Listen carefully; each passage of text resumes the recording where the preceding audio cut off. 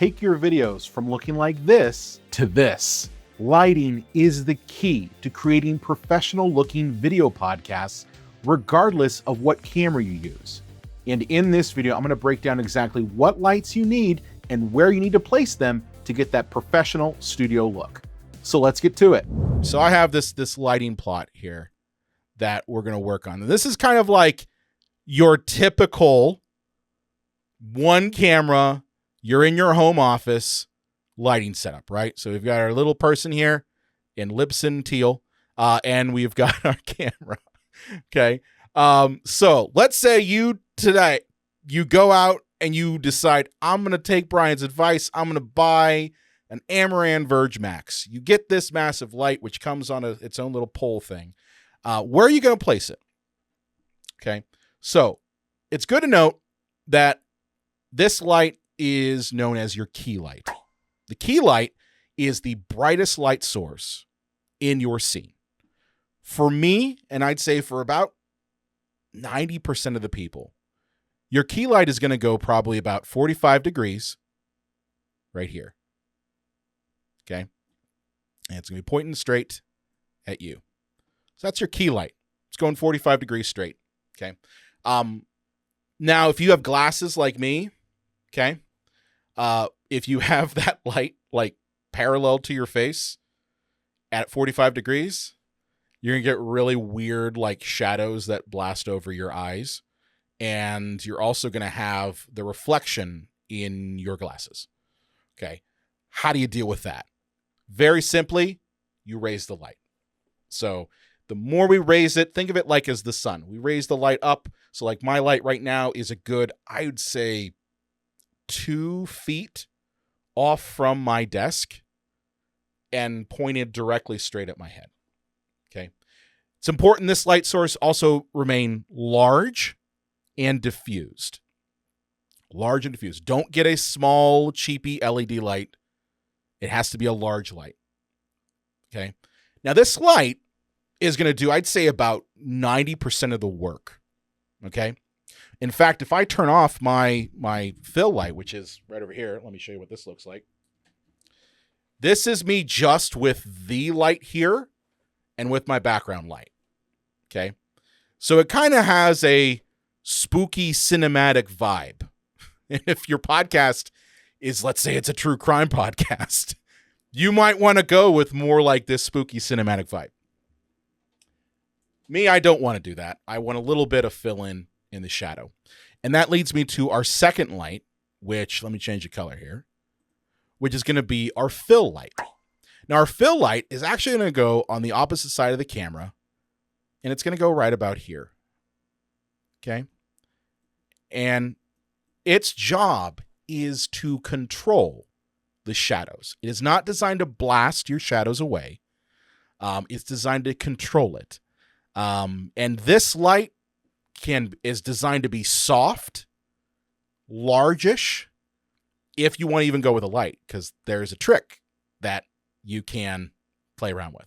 You can use a large piece of foam core that's painted white, get it from a craft store, and that reflection will be enough to fill in your shadows. If you ever look at behind the scenes stuff with behind the scenes of people making movies, you will often see a poor grip or gaffer or production assistant who's holding a giant piece of foam core and they're reflecting the light in. And that is designed to just fill in the shadow. So that person. So you can use literally a piece of foam core that's just pointed up at your face and you'll notice that it'll fill in your shadows. And that's really all you need. Okay. So we've got our 2 lights right now. Key, fill. But what about the stuff behind us? How do we deal with that? Okay. For this, you're going to want to look at, and again, this is optional. This is not something you have to have. Honestly, I'd say if you have these 2 light sources, you're done. You can literally be done. Okay. But if you want to go a little extra, if you really want to make this good, we could add in background lights. And these background lights are similar to kind of like what I have right here. Okay. So these could be just lights, like LED panel lights and tube lights that really do the job of giving us some sort of separation, because that is what we're trying to paint with this light, is separation of light. So having LED lights here, and again, they could be just LED bulbs that you put in a lamp in the background. They could be tube lights that you strategically place. The nice thing is that you could just kind of have fun. They just provide separation. We can take this further though. Okay, we can take this further. I don't have hair, but if I did, I might want to be able to draw kind of an outline of light around my hair. Okay. So this is where using something like a literal hair light, or what's known in the industry as a kicker. Okay. So these are lights that are positioned behind you, but they're positioned up and they're aiming directly at your head. So for me, I could put one maybe right here, pointed directly at my head.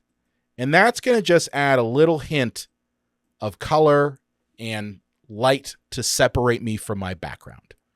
Okay. This honestly, this light is the most optional out of all of them. And honestly, if you're like, Brian, I can't afford background lights, I just want a single key and maybe some foam core, then that's what you can do. And that's fine. Okay. But this sort of thing here just kind of completes our painting, because ultimately when we're doing lighting, we are painting with light. That is the whole point. So what I showed you works for just about everybody who's doing some sort of remote podcast. But let's say you are dealing with your higher end. You've got 3 cameras going. You've got more than one person. You want to get that professional look. Okay. So we got 3 cameras set up. We got 2 people. How do we light this? We can't obviously just rely on one light. That's not going to cut it. Okay. Here's how I do it. Again, there's multiple ways of doing this, but let's just focus first on the key lights. With the key lights, I actually like doing what's known as cross lighting, which requires that we place 2 largish lights that are diffused, and their job is to light the person opposite from the light. So instead of us focusing on, okay, I got to do a light here, we're just going to focus on cross lighting. So 2 biggish lights here. And this is actually what we did at Podfest. If you were in Florida, if you popped over to our booth, this is exactly what we did.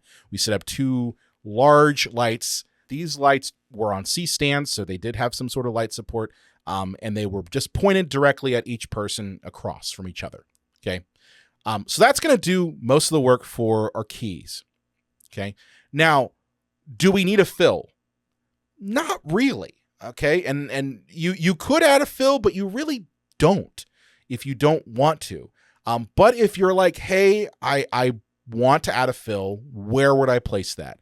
In my opinion, placing it right above your main here and then toning this down will fill in your shadows. Okay. So I place it above, pointed down. If you have the ability, if you have C-stands, boom it down towards your host and guest, and that will do the work of filling in your shadows a bit. Okay. So 3 lights for a 2-person in-person camera setup is what I would suggest if you really want to fill in the shadows. Now, what about backlighting? Guess what? Same rules apply as before. We could put practical LED tubes back here. It's going to light up our background nice. And we can, of course, now add in 2 kicker lights on either side. That will add in a little bit of separation. Okay. So not too hard. Obviously, more people in person requires more lights. Proper placement of your lighting is vital if you're looking to up-level your video podcast production. Now you might be thinking, that's great, but what specific lights do I need to go out and buy for my studio? What about cameras and other gear for my video podcasting setup? Well, guess what? I created a video podcast tech guide that gives you my exact picks for everything from budget camera gear to pro level lighting. Click the link in the description to download my video podcasting tech guide and transform your video production today.